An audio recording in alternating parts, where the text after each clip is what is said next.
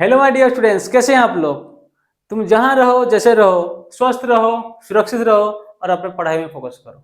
ठीक है, तो आज हम डिस्कशन करेंगे काइनेटिक एनर्जी और मोमेंटम के बारे में एंड उनके रिलेशन के बारे में। तो आइए इसके बारे में जानते हैं। What is kinetic energy?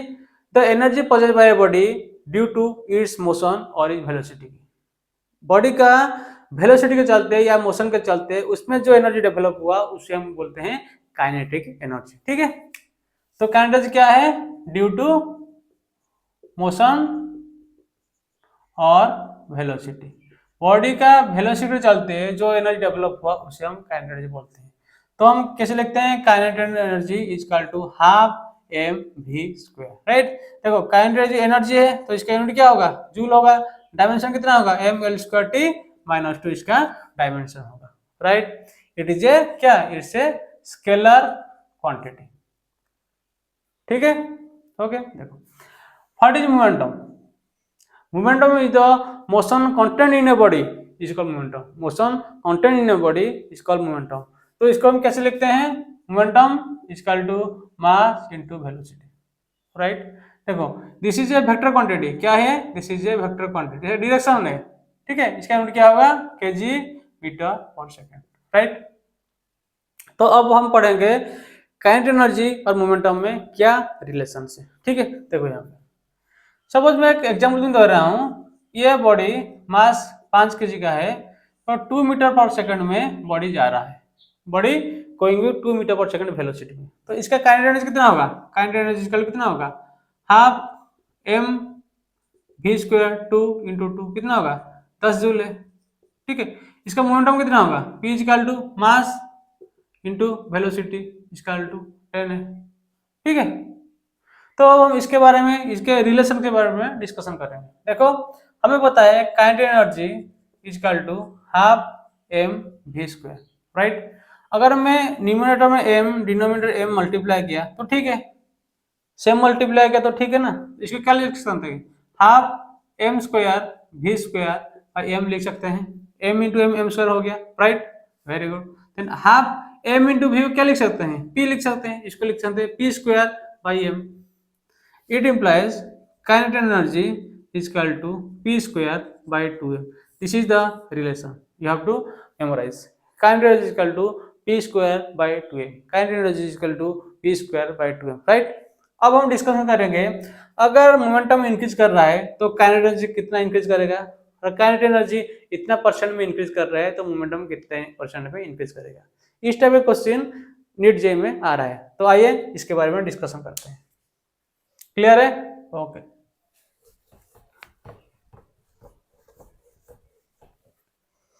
तो इसका रिलेशन क्या हो गया? Kinetic energy is equal to P square by 2m। इसको याद रखना है। ठीक है, सब में तुम बोला कि अगर kinetic energy of a body increase कर रहा है 300%, इंक्रीज बाय 300% इंक्रीज कर रहा है, देन उसका मोमेंटम कितना परसेंट इंक्रीज करेगा? समझ रहे हो? अगर ये बॉडी चल रहा है, उसका काइनेटिक एनर्जी 300% इंक्रीज किया तो उसका मोमेंटम कितना इंक्रीज करेगा? छोटा सा क्वेश्चन है। देखो सपोज बॉडी यहाँ पे है, इनिशियल उसका काइनेटिक एनर्जी सपोज 100% है। राइट, इनिशियल को हम 100% मानते हैं। अगर उनका इंक्रीज बाय 300%, इसका मतलब क्या है? इंक्रीज बाय मतलब 300 बढ़ गया, मतलब इसमें हम 300 ऐड कर देंगे प्लस 300%, तो कितना हो जाएगा? 400% इसका फाइनल काइनेटिक एनर्जी हो गया। इस बॉडी का फाइनल काइनेटिक एनर्जी 4% हो गया। इंक्रीज बाय और इंक्रीज टू डिफरेंट थिंग्स है। देखो यहाँ पे सब मैं बोला कि 2 से 5 गया। ठीक है, तो कितना इंक्रीज किया? 2 increase by 3, 2 increase by 3 but 2 increase to 5। देखो 2 से 5 गया तो इंक्रीज टू कितना हुआ? 5, लेकिन इंक्रीज बाय हुआ 3। ठीक है, तो यहाँ पे देखो kinetic energy body increase by 300%, तो पहला 100% था, अभी 400% हो गया। तो इसका मोमेंटम क्या चेंजेस होगा? इंक्रीज करेगा। ठीक है, तो हमें पता है कि इसका काइनेटिक एनर्जी, ये फर्स्ट कंडीशन है, kinetic energy is equal to P square by 2m। Suppose यहाँ पे मोमेंटम p1 है, यहाँ पे मोमेंटम p2 है, यहाँ पे काइनेटिक एनर्जी k1 है, यहाँ पे काइनेटिक एनर्जी k2 है। राइट, तो यहाँ पे क्या लिख सकता हूँ? Kinetic energy of first body equal to P1 square by 2m, और सेकंड के लिए kinetic energy of second body equal to P2 square by 2m, इसे लिख सकते हैं। क्लियर है?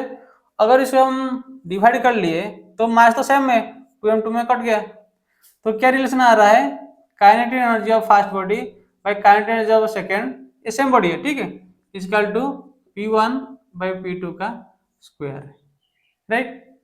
तो इसमें क्या लिख सकते हैं, काइनेटिक एनर्जी कितना है फर्स्ट का 100% है, कितना हुआ 400% हो गया, 400%, right, is equal to P1 by P2 का स्क्वायर, राइट।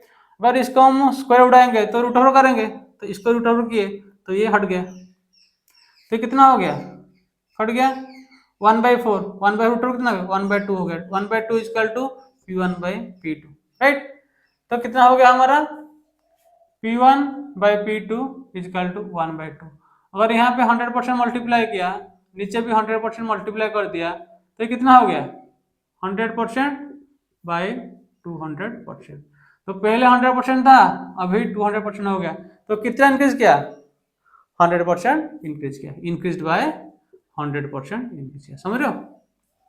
पहले P1 100% था, अभी P2 200% हो गया, तो इंक्रीज कितना किया 100%, ठीक है, ठीक है, क्लियर। और एक क्वेश्चन देते हैं, ध्यान से करो। Suppose kinetic energy increase by, kinetic increase by, यहाँ पे 300 के जगह मैं तुम्हें लिखा कि इंक्रीज बाय 800%, देन मोमेंटम कितना इंक्रीज करेगा, सेम क्वेश्चन है, ट्राई करो, ठीक है। देखो सपोज इंक्रीज बाय 800% मतलब ये 800% इंक्रीज करेगा, तो कितना हो जाएगा 900% हो जाएगा फाइनल काइनेटिक एनर्जी। तो फाइनल मोमेंटम सपोज P2 है, फाइनल काइनेटिक एनर्जी K2 है, तो इसको क्या लिख सकते हैं, kinetic energy of 1 equal to P1 square by kinetic energy of 2 equal to by P2 square लिख सकते हैं, 2m 2 में कट जाएगा, ठीक है। तो इसको हम डायरेक्ट लिख दिए, काइनेटिक एनर्जी ऑफ 1 कितना है 100%, सेकंड कितना है 900% is equal to P1 by P2 का स्क्वायर, राइट। अभी इसको रूट ओवर कर दिए, यहाँ पे रूट ओवर कर दिए, तो कितना हो गया P1 बाई P2 कितना हो जाएगा 1/9 रूट ओवर 1/3, जो 1/3 आ जाएगा, ठीक है। तो यहाँ पे 100% मल्टीप्लाई कर दिया, यहाँ पे 100% मल्टीप्लाई कर दिया, ठीक है। देखो P1 100% है, P2 300% है, तो कितना इंक्रीज किया 200% इंक्रीज किया, राइट। क्लियर हो रहा है, क्लियर है। P1 100% है, P2 300% है, इंक्रीज कितना हुआ 200%, क्लियर है, वेरी गुड। तो अगर काइनेटिक एनर्जी इतना परसेंट में इंक्रीज किया तो मोमेंटम कितना परसेंट इंक्रीज करेगा डिक्रीज करेगा, इसके बारे में तुम्हें थोड़ा थोड़ा आइडिया हो गया, ठीक है। तो अब हम थोड़ा क्वेश्चन को रिवर्स करते हैं। रिवर्स क्या है, सपोज मोमेंटम इंक्रीज बाय 20%, तुम्हारा मोमेंटम इंक्रीज बाय 20% हो रहा है, तो काइनेटिक एनर्जी कितना परसेंट इंक्रीज करेगा, छोटा सा क्वेश्चन है, समझ रहे हो।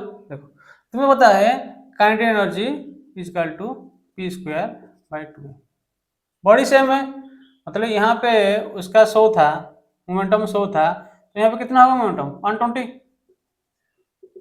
ये जो P1 है ये P2 है, ठीक है, मास तो सेम है ना, तो इसका हम रेशियो ले लें तो कितना होगा kinetic energy 1 by kinetic energy 2 equal to P1 by P2 का होल स्क्वायर, ठीक है, 2m 2 में कट जाएगा, P1 square by P2 square equal to P1 by P2 whole square, ठीक है। यहाँ से हमें क्या पता, देखो P1 बाई P2 क्या दिया गया, P1 क्या दिया गया 100%, P2 कितना हुआ 120% हुआ, इसका square equal to kinetic energy of 1 by kinetic energy of 2, clear हो रहा है।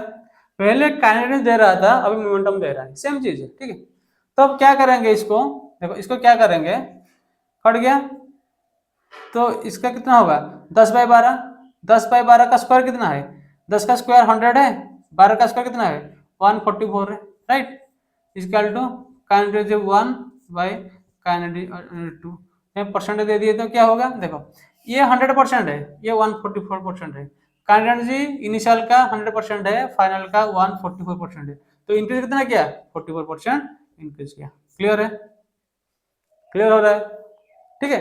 अगर यहाँ पे देता increase by 30%, if the momentum of a body increase by 30%, then 30 the change in kinetic energy, percent of change in kinetic energy. उसके case में क्या करते हैं, कुछ नहीं, सिंपल सा बात है। तो यहाँ पे हम क्या करते हैं, पहला मोमेंटम 100 है तो फाइनल मोमेंटम कितना होगा, 130 होगा, राइट। तो ये relation kinetic energy 1/2 equal to P1/P2 square. तो पहले का 100% बाय 130% का square equal to kinetic energy of first body, kinetic energy of second, इन इसका, ठीक है। तो ये कितना होगा, 10 का स्क्वायर कितना है 100 बाय 169, 13 का स्क्वायर 169 ना, ठीक है, इतना equal to kinetic energy 1 by kinetic energy of 2 यहाँ का, ठीक है। तो ये वाला कितना है 100%, पहला स्टार्टिंग में 100% था, सेकंड में कितना हो गया 169%, तो ये कितना इंक्रीज किया 69% इंक्रीज किया, राइट। क्लियर हो रहा है। तो इस टाइप का क्वेश्चन तुम ऐसे हैंडल करना, ठीक है। तो आज हम काइनेटिक एनर्जी और मोमेंटम के बारे में थोड़ा डिस्कशन किए और एक दो प्रॉब्लम किए। अगर तुम्हें कुछ डाउट है, कुछ प्रॉब्लम्स है, you are free to ask me any time. तो आज के लिए उतना ही, थैंक यू।